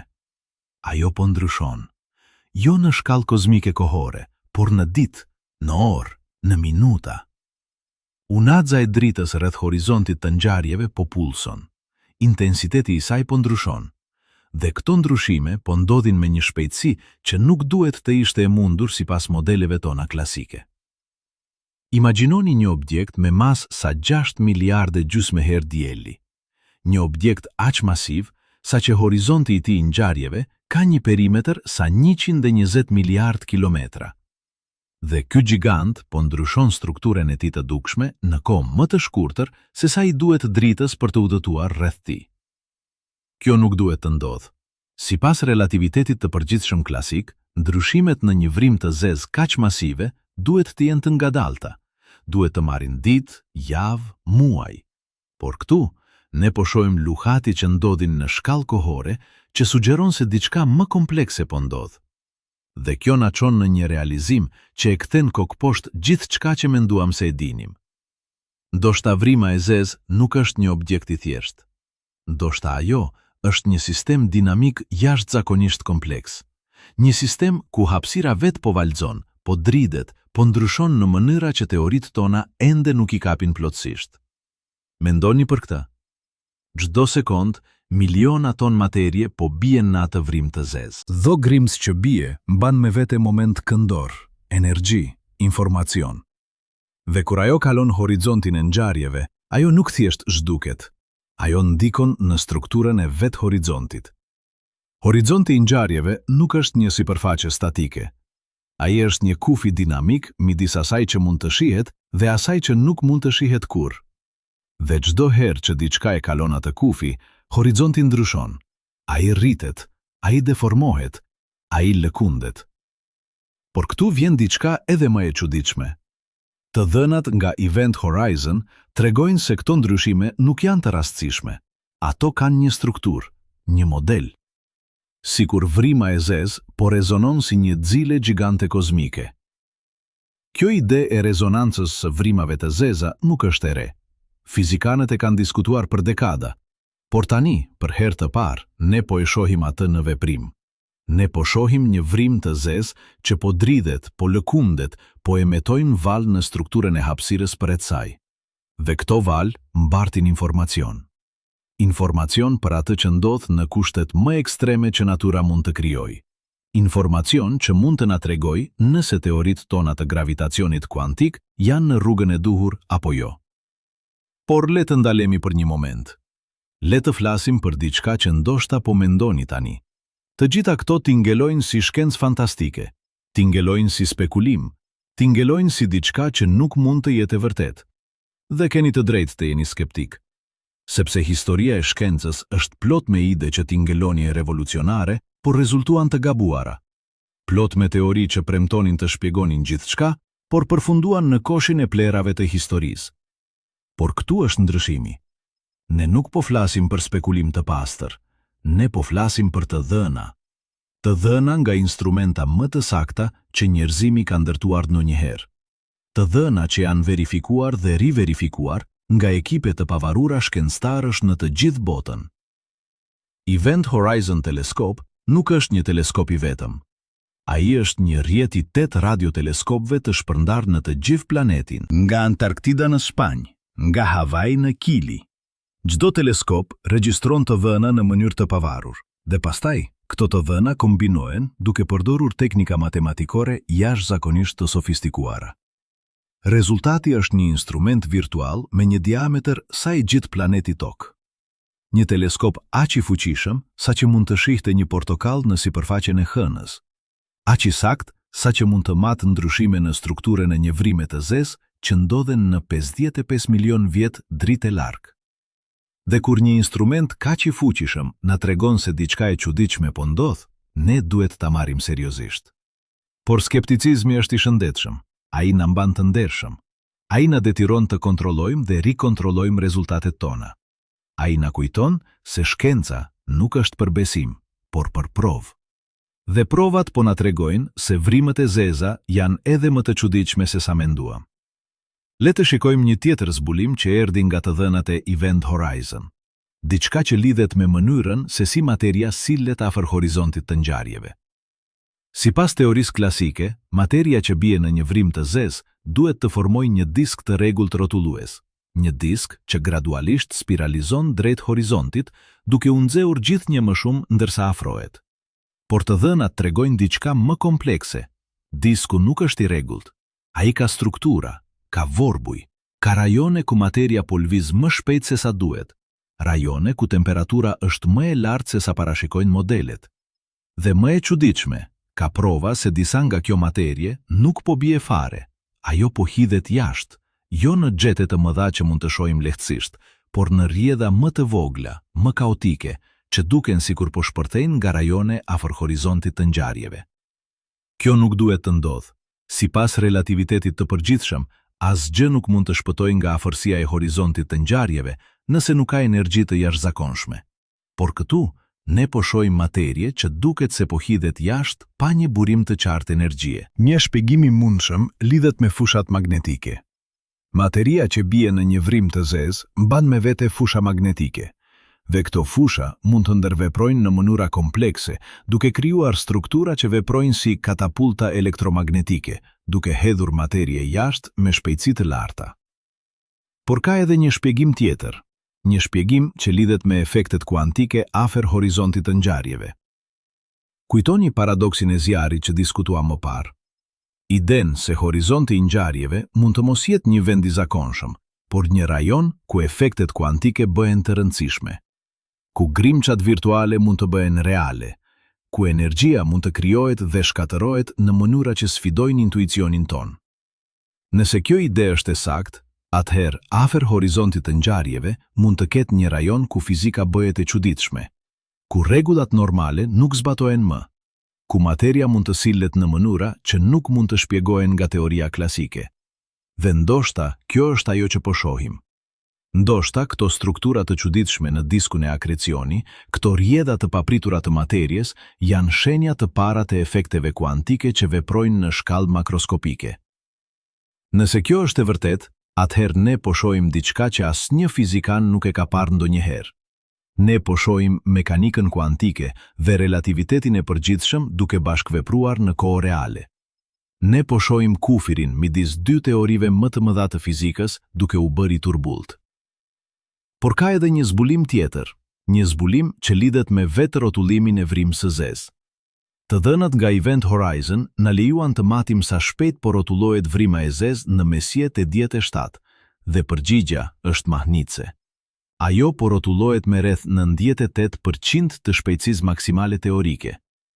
Kjo është pothuajse në kufirin absolut, pothuajse aq shpejt sa një vrimë e zezë mund të rrotullohet pa shkelur ligjet e fizikës. Por çfarë do të thotë kjo? Çfarë ndodh kur një vrimë e zezë rrotullohet kaq shpejt? Sipas relativitetit të përgjithshëm, një vrimë e zezë që rrotullohet ka dy horizonte. Horizonti i jashtëm i ngjarjeve, nga i cili asgjë nuk mund të shpëtojë, dhe një horizont të brendshëm, i quajtur horizonti koshi, që ndan rajonin ku koha ende ekziston nga rajoni ku koha bëhet e papërcaktuar. Midis këtyre dy horizonteve gjendet ergosfera, rajoni ku hapësira vetë po rrotullohet aq shpejt sa që asgjë nuk mund të qëndrojë në vend. Por kur një vrimë me zezë rrotullohet pothuajse me shpejtësinë maksimale, diçka e çuditshme ndodh. Ergosfera bëhet jashtëzakonisht e madhe. Ajo shtrihet shumë larg nga horizonti i ngjarjeve, dhe efektet e saj bëhen të dukshme edhe në distanca të mëdha. Kjo do të thotë se materia që bie në këtë vrim të zezë përjeton forca të jashtëzakonshme. Ajo tërhiqet, shtrydhet, rrotullohet me shpejtësi që afrojnë shpejtësinë e dritës, dhe në këtë proces ajo lëshon sasi të mëdha energjie. Por këtu vjen diçka edhe më e çuditshme. Kur një vrimë e zezë rrotullohet kaq shpejt, disa fizikan kanë propozuar se mund të ndodhë diçka e quajtur superradiancë. Superradianca është një proces ku valët që hyjnë në ergosferën nuk thjesht gëliten. Ato reflektohen, por me më shumë energji se sa kishin kur hyn.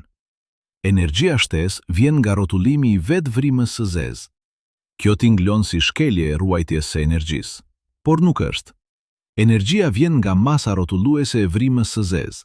Çdo herë që ndodh superradianca, vrima e zezë ngadalsohet pak. Ajo jep energji rrotulluese për të amplifikuar valët. Dhe nëse ky proces ndodh vazhdimisht, Ai mund të krijojë një lloj makine natyrore që konverton energji rrotulluese të një vrime të zezë në rezatim. Disa shkencëtar kanë propozuar se civilizimet e avancuara mund të përdorin këtë proces për të nxjerrë energji nga vrimë të zeza. Të ndërtojnë struktura rreth vrimave të zeza që kapin dhe amplifikojnë valët e superradiancës, duke krijuar një burim pothuajse të pafund energjie. Kjo ide quhet bomba e zezë. Jo sepse shpërthen, por sepse mund të lëshoj sasi të mëdha energjie në mënyrë të kontrolluar. Por pavarësisht nëse civilizimet të tilla ekzistojnë apo jo, fakti që fizika lejon një proces të tillë na tregon se sa të çuditshme janë vrimët e zeza, se sa shumë potencial kanë për fenomene që as nuk i kemi imagjinuar ende. Dhe kjo na çon në një pyetje më të thellë. Nëse vrimët e zeza mund të bëjnë të gjitha këto gjëra të çuditshme, çfarë tjetër mund të bëjnë që ne ende nuk e dimë? Le të shikojmë një tjetër zbulim nga të dhënat e fundit. Diçka që lidhet me mënyrën se si vrimët e zeza ndërveprojnë me mjedisin e tyre. Në vitin 2022, teleskopi James Webb, instrumenti më i fuqishëm që njerëzimi ka dërguar ndonjëherë në hapësirë, filloi të vëzhgojë galaktika të largëta. Galaktika që ekzistonin kur universi ishte vetëm disa qindra milion vjet i vjetër.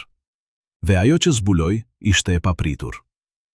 Në qendrat e këtyre galaktikave të hershme, tashmë ekzistonin vrimë të zeza supermasive, vrimë me masa sa miliona ose edhe miliarda herë masa e diellit. Kjo nuk duhet të ishte e mundur. Sipas teorive tona, vrimët e zeza rriten duke gëlltitur materie, por ka një kufizim në sa shpejt mund të rriten. Ky kufizim quhet kufiri Eddington. Kur një vrimë e zezë gëllit materie, ajo materie nxehet dhe emetojnë rrezatim. Ky rrezatim krijon një shtës që kundërshton rënien e materies së mëtejshme. Dhe kjo shtës vendos një kufizim natyror në sa shpejt mund të rritet një vrimë e zezë. Sipas këtij kufizimi, një vrimë e zezë që fillon me masën e një ylli duhet të marrë miliarda vjet për të rritur në një vrimë supermasive. Por universi në atë kohë ishte vetëm disa qindra milion vjet i vjetër. Kjo do të thotë se ose këto vrimë të zeza filluan me masa shumë më të mëdha se sa menduam, ose ato rriten me shpejtësi që të i kalojnë kufirin Eddington. Vetë dyja mundësit kanë pasoja të thella. Nëse vrimet e zeza filluan me masa të mëdha, atëherë ato duhet të kenë formuar në mënyrë të ndryshme nga vrimet e zeza që formohen nga ijet. Ndoshta ato formuan drejt për drejt nga kolapsi i reve gjigante gazi në universin e hershëm. Ndoshta ato janë vrimë të zeza primare që formuan në Big Bang vet. Por nëse ato rritën duke të kaluar kufirin Eddington, atëherë duhet të ketë një mekanizëm që ne nuk e kuptojmë. Një mënyrë për materien të bie në një vrimë të zezë pa krijuar mjaft rrezatim për të ndaluar rënien e mëtejshme, një mundësi është se këto vrimë të zeza të hershme ishin të rrethuar nga re shumë të dendura gazi. Aq të dendura, sa që rrezatimi nuk mund të shpëtonte lehtësisht. Ai mbetej i bllokuar brenda res, duke lejuar materien të vazhdonte të binte. Një mundësi tjetër është se këto vrimë të zeza rritën përmes bashkimesh, jo duke gëlltitur materien ngadalë, por duke përthithur vrimë të tjera të zeza në një seri përplasjesh të shpejta. Por pavarësisht se cili mekanizëm është i saktë, zbulimi i këtyre vrimave të zeza supermasive të hershme na tregon se universi i hershëm ishte një vend shumë më dinamik dhe më i çuditshëm se sa menduam. Dhe kjo na çon në një realizim që ndryshon mënyrën se si mendojmë për historinë kozmike. Vrimet e zeza nuk janë thjesht produkte të evolucionit të galaktikave. Ato janë aktor aktiv në atë evolucion. Ato formojnë mënyrën se si galaktikat rriten. Ato ndikojnë në formimin e yjeve. Ato rregullojnë rrjedhën e gazit dhe materjes në shkallë kozmike. Kur një vrimë e zezë supermasive në qendër të një galaktike lëshon xhete të fuqishme, ato xhete mund të shpërndajnë gazin që përndryshe do të formonte yje. Kjo mund të ndalojë formimin e yjeve në të gjithë galaktikën, por në të njëjtën kohë, këto xhete mund të kompresojnë gazin në rajone të tjera, duke nxitur formimin e yjeve atje. Kështu që vrimet e zeza janë si termostate kozmike. Ato rregullojnë aktivitetin e galaktikave duke mbajtur një ekuilibër midis rritjes dhe qetësisë. Dhe kjo marrëdhënie midis vrimave të zeza dhe galaktikave të tyre është aq e fortë sa që ekziston një korelacion i habitshëm. Sa më e madhe të jetë vrima e zezë qendrore, aq më e madhe është galaktika që e rrethon. Kjo nuk është rastësi. Kjo tregon se vrimet e zeza dhe galaktikat evoluojnë së bashku. Ato janë të lidhura në një vallëzim kozmik që ka zgjatur miliarda vjet. Por këtu vjen pyetja që na çon në kufirin e njohurive tona. Si filloi ky vallëzim? Çfarë erdhi më parë, vrima e zezë apo galaktika? Kjo është një version kozmik i pyetjes së pulës dhe vezës, dhe përgjigjja nuk është e qartë. Disa shkencëtar mendojnë se galaktikat formuan më parë dhe pastaj vrimet e zeza u rritën në qendrat e tyre. Të tjerë mendojnë se vrimet e zeza formuan më parë dhe pastaj tërhoqen materie që formoi galaktikat përreth tyre. Dhe të dhënat e reja nga James Webb po na tregojnë se ndoshta të dyja proceset ndodhen. Ndoshta në disa raste galaktikat formuan më parë, në raste të tjera vrimet e zeza. Dhe në shumicën e rasteve të dyja evoluan së bashku në një proces kompleks që ende nuk e kuptojmë plotësisht. Por një gjë është e qartë. Vrimet e zeza nuk janë thjesht objekte pasive që qëndrojnë në qendrat e galaktikave. Ato janë forca aktive që formojnë strukturën e madhe të universit. Dhe kjo na çon në një vizion të ri të kozmosit. Një vizion ku vrimet e zeza nuk janë anomali, por pjesë thelbësore e arkitekturës kozmike. Çdo galaktik ka një vrim të zezë në qendër. Çdo vrim e zezë rregullon evolucionin e galaktikës së saj. Dhe çdo galaktik është e lidhur me galaktikat e tjera përmes rrjetit kozmik të materjes së errët dhe energjisë së errët. Kështu që kur shikojmë një vrim të zezë, ne nuk po shikojmë thjesht një objekt të izoluar. Ne po shikojmë një nyje në rrjetin kozmik. Një pikë ku të gjitha forcat e universit bashkohen në mënyrën më ekstreme të mundshme. Dhe kjo na sjell në kulmin e udhëtimit ton deri tani. Ne kemi parë se si vrimet e zeza formojnë nga kolapsi i yjeve. Se si ato përkulin hapësirën dhe kohën. Se si ato gëlltin gjithçka që bie në to. Se si ato emetojnë rrezzatim dhe avullojnë ngadalë. Se si ato ruajnë informacion në mënyra që sfidojnë kuptimin ton të realitetit. Ne kemi parë se si ato rrotullohen, se si ato bashkohen, se si ato formojnë galaktikat dhe rregullojnë evolucionin kozmik. Dhe tani, ne po shohim se si të dhënat nga instrumentat më të fuqishme që kemi ndërtuar ndonjëherë, po na tregojnë se vrimet e zeza janë edhe më të çuditshme se sa imagjinuam. Ato po ndryshojnë në kohë reale. Ato po emetojnë struktura që nuk i kuptojmë plotësisht. Ato po na tregojnë se kufiri midis teorive tona klasike dhe kuantike është më i turbullt se sa menduam. Dhe çdo zbulim i ri na çon më afër një realizimi thelbësor. Ne nuk jemi duke studiuar thjesht objekte kozmike. Ne jemi duke studiuar natyrën e vetë realitetit. Ne jemi duke eksploruar kufijt e asaj që është e mundur. Ne jemi duke mësuar se universi është një vend ku çuditësia nuk është përjashtim, por rregull. Dhe kjo na lë me një pyetje që na çon përtej fizikës, në filozofi. Nëse vrimet e zeza na tregojnë se realiteti është kaq i çuditshëm, kaq i ndryshëm nga intuita jon, atëherë çfarë tjetër nuk e dim? Çfarë tjetër po na mungon? Çfarë tjetër fshihet në thelësitë e kozmosit duke pritur të zbulohet? Dhe ndërsa qëndrojmë në këtë kufi, midis asaj që dim dhe asaj që nuk dim, ne realizojmë se çdo përgjigje që gjejmë nuk është një fund, por një fillim. Çdo zbulim hap dyer të reja. Çdo test i teorive tona na tregon se sa më shumë kemi për të eksploruar. Vrimet e zeza janë dritare drejt panjohurës. Dhe ndërsa shikojmë përmes atyre dritareve, ne shohim jo vetëm errësirën, por edhe mundësinë.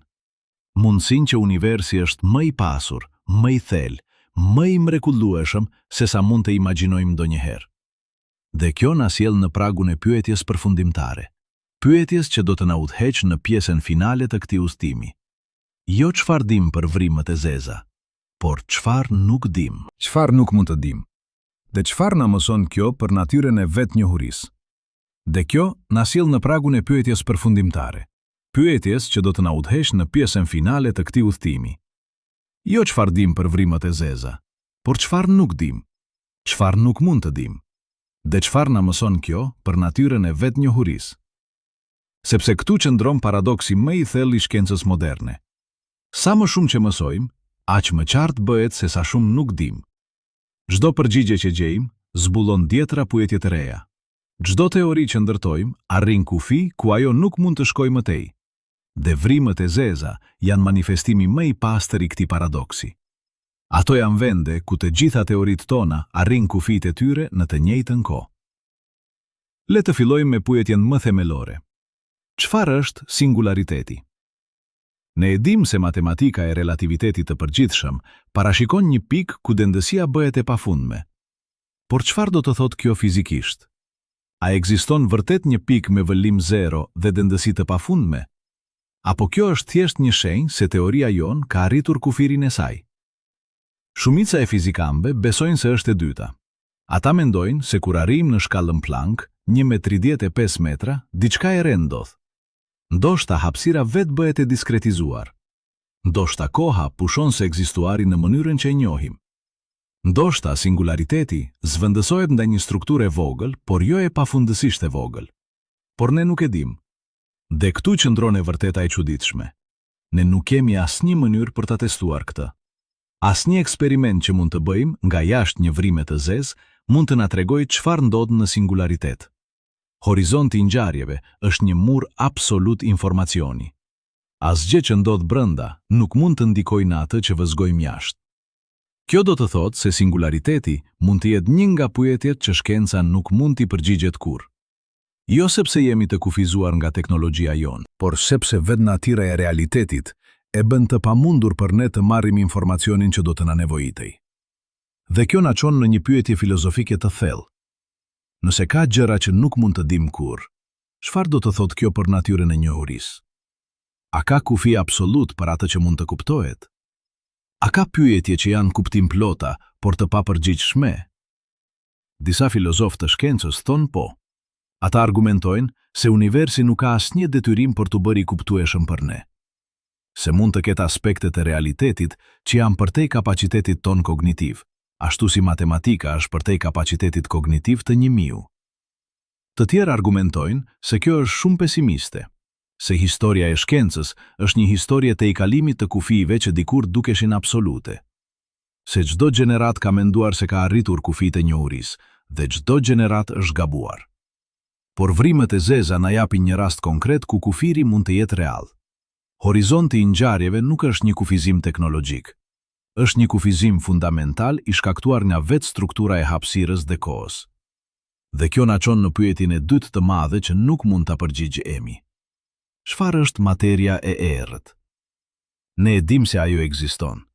Ne e dim se ajo përbën 85% të gjithë materjes në univers. Ne e dim se ajo mban galaktikat së bashku dhe formon strukturën e madhe kozmike. Por ne nuk e dim çfarë është. Pas dekada shkërkimi, ne ende nuk kemi zbuluar asnjë grimës të materjes së errët. Asnjë sinjal të drejtë për drejtë. Asnjë provë për të efekteve të saj gravitacionale. Ndoshta ajo është e përbërë nga grimsa që ndërveprojnë aq dobët me materjen normale, saqë janë pothuajse të pazbulueshme. Ndoshta ajo është diçka krejtësisht e ndryshme, një modifikim i vetë gravitacionit që ne nuk e kuptojmë ende.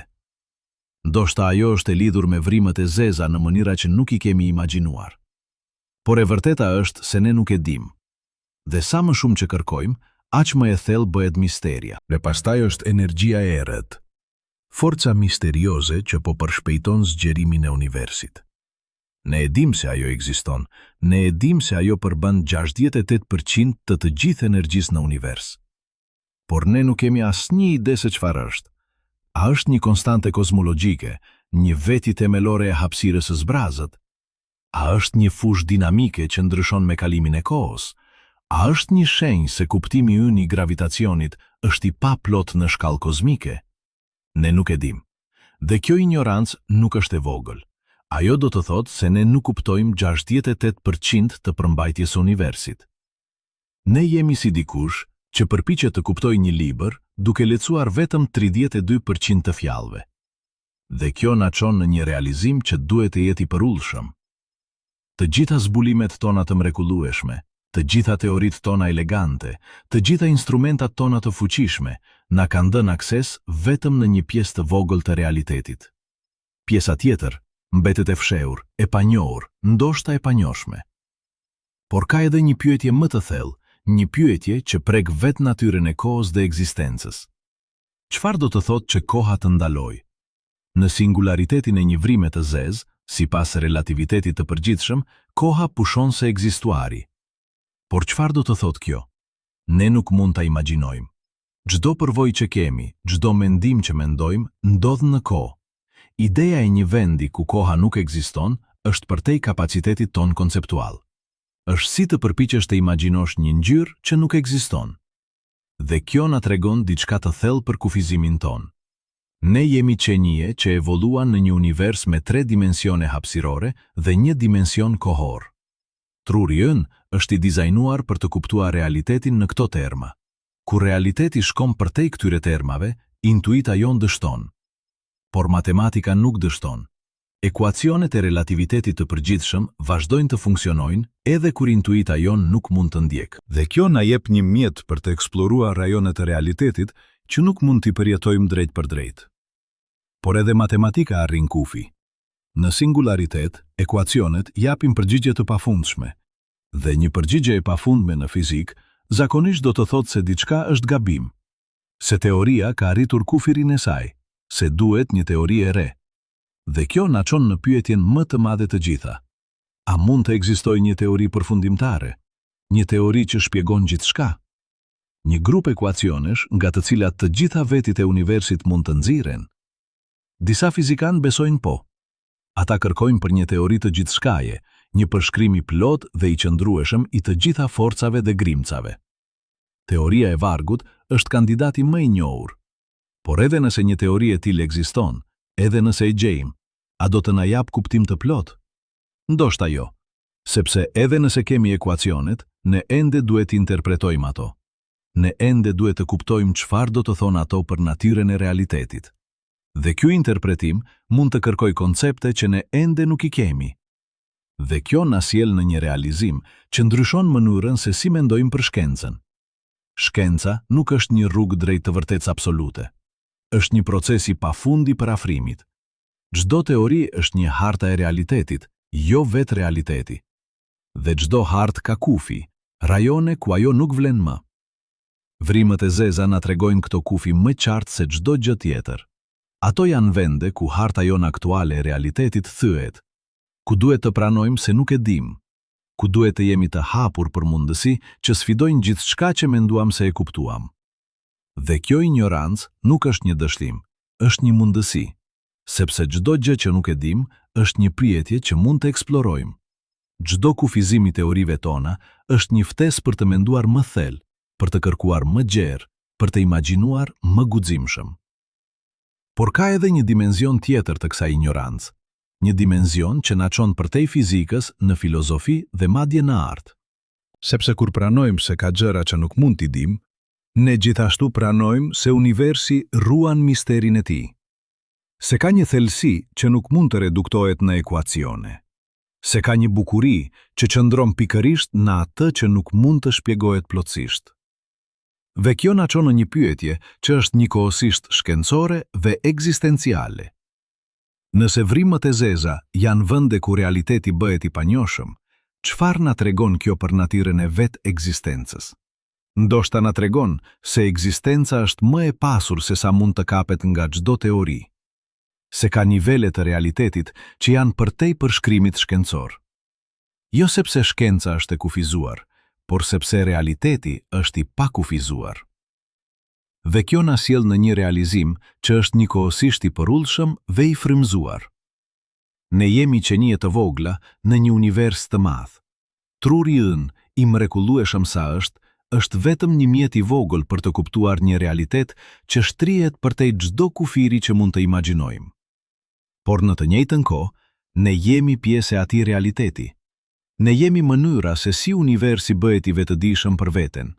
Ne jemi atomi që ka mësuar të mendoj, ylli që ka mësuar të pyes, hapësira që ka mësuar të mrekullohej. Dhe kjo na çon në një perspektivë të re për vrimet e zeza. Ato nuk janë vetëm objekte të largëta që studiojmë. Ato janë pasqyra ku shohim kufijtë e vetes. Ato janë pyetje që universi i bën vetes përmes nesh. Kur pyesim çfarë fshihet në brendësi të një vrime të zezë, Ne në të vërtet po pyesim diçka më të thellë. Ne po pyesim çfarë do të thotë të dish? Çfarë do të thotë të kuptosh? Çfarë do të thotë të ekzistosh në një univers ku ka gjëra që nuk mund të dihen?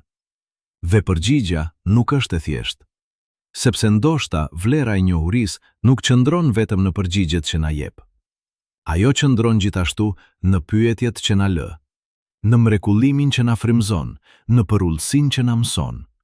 Vrimët e zeza na mësojnë përullësi. Ato na tregojnë se pavarësisht se sa kemi mësuar, pavarësisht se sa kemi zbuluar, ne ende qëndrojmë në skajin e një oqeani të panjohjes.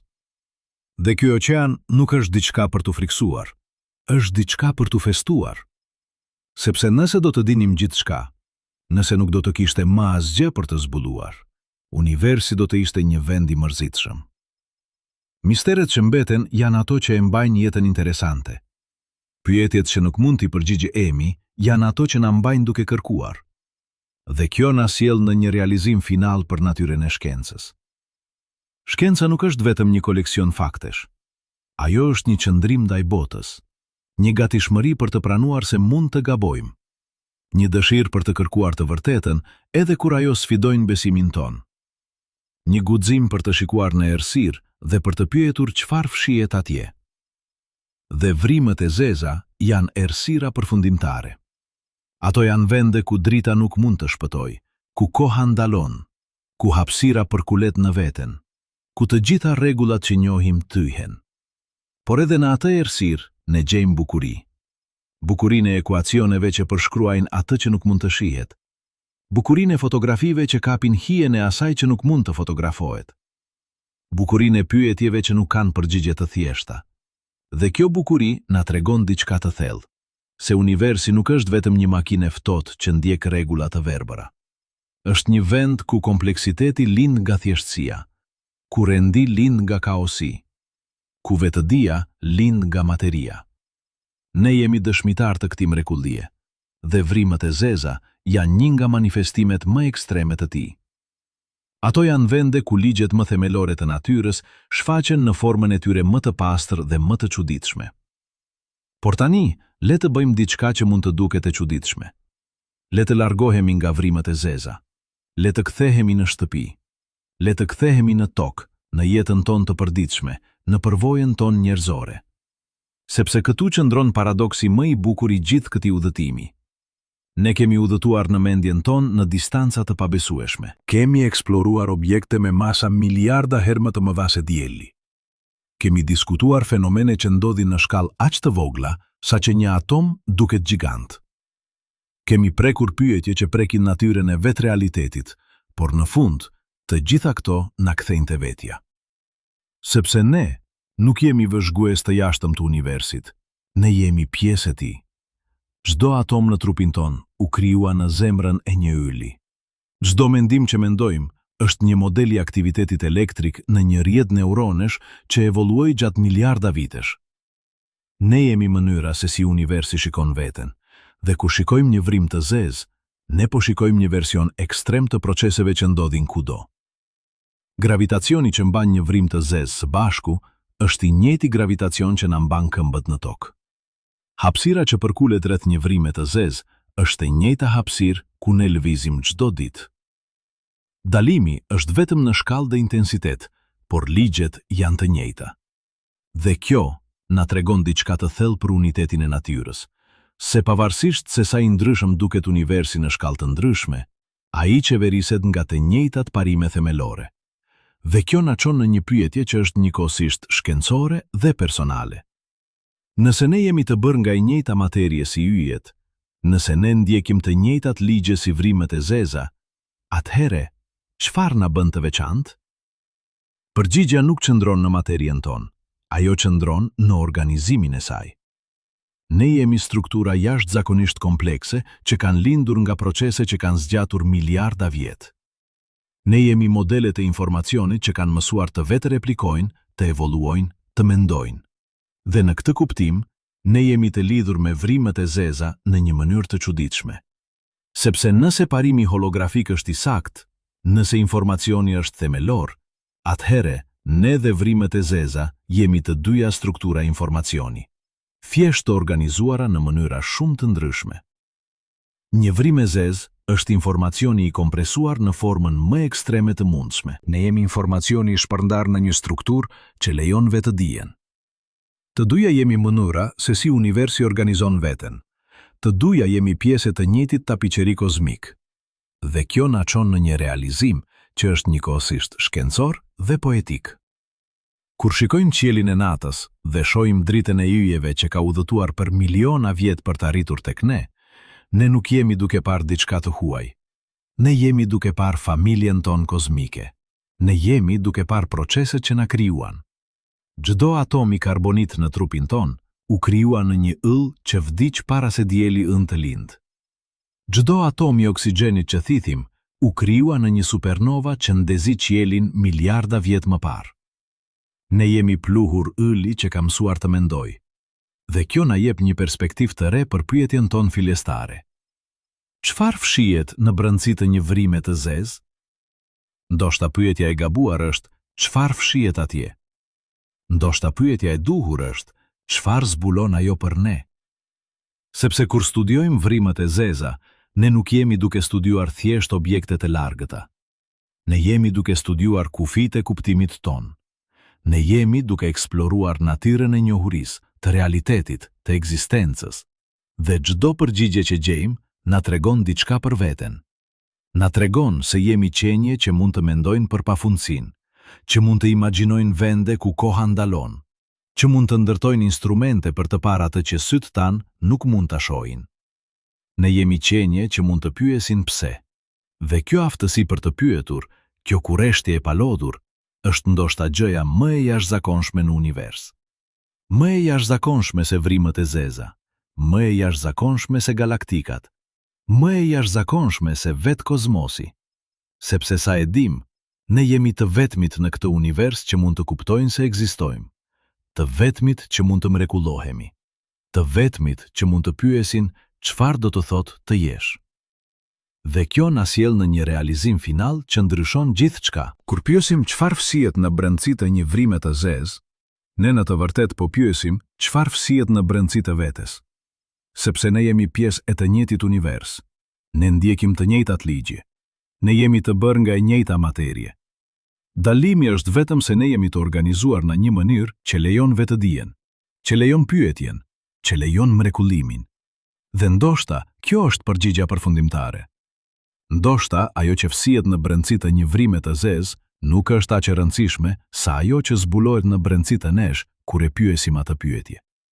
Sepse në atë pyetje ne shfaqim atë që na bën njerëzor, kurreshtjen ton, guximin ton, dëshirën ton për të kuptuar. Dhe këto cilësi janë ndoshta gjëja më e çmuar në univers. Kështu që le të mbyllim këtë udhtim jo me një përgjigje, por me një pyetje. Jo me një përfundim, por me një fillim.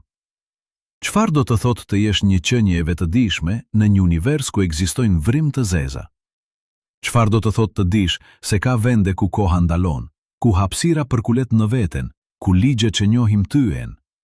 Ndoshta do të thotë të pranosh se jemi të vegjël, se universi është shumë më i madh dhe më i çuditshëm se sa mund të imagjinojmë, se ka gjëra që nuk do t'i dim kurrë, por gjithashtu do të thotë të festosh se jemi pjesë e këtij universi të çuditshëm.